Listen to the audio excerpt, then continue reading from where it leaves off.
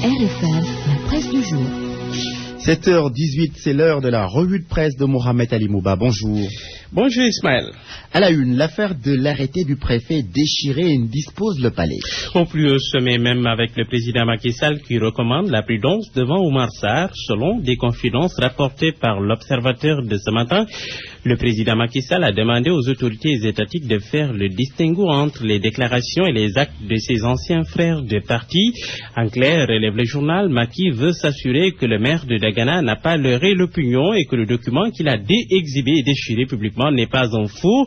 L'État ne veut pas prendre le risque d'ester en justice pour des simulacres d'outrage à un haut fonctionnaire de l'État et ne pas avoir les preuves matérielles de l'acte supposé avoir été commis, car si l'enquête aboutit à un procès, les intérêts de l'État seront défendus par son agent judiciaire. Mais apparemment, la prudence du chef de l'État est dictée par des enjeux politiques. Oui, le président Sall veut éviter les contre-coups qu'un verdict défavorable à l'autorité, par exemple à Baye Oumi Gueye, le préfet, et par ricochet à celle de l'exécutif au sommet duquel se trouve Macky Sall, président de la République, chef des partis de la paix, pourrait engendrer.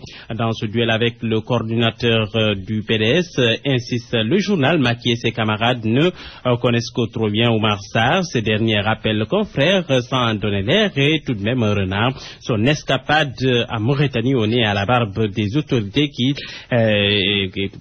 alors qu'il était interdit de sortir du territoire renseigne bien sur son degré de ruse. C'est pour ne pas tomber dans le piège du renard que le président Sall a demandé aux renseignements généraux de vérifier le type de document que le coordonnateur du PDS a déchiré en public.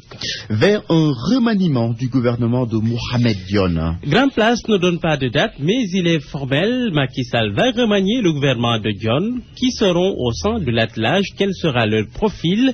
Des sources du confrère indiquent que le Premier ministre Mohamed Dionne, le ministre de l'économie et des finances, du plan Amadou Ba, du budget Birima Mangara, le ministre des Affaires étrangères Mankeur Ndiaye, le ministre des Affaires étrangères Mankeur Ndiaye, entre autres, vont conserver leur poste. Mais nouveauté, le général Babacar Gaye devrait aller à l'intérieur. Seulement l'ex-patron de la mission des Nations Unies en Centrafrique n'est pas emballé.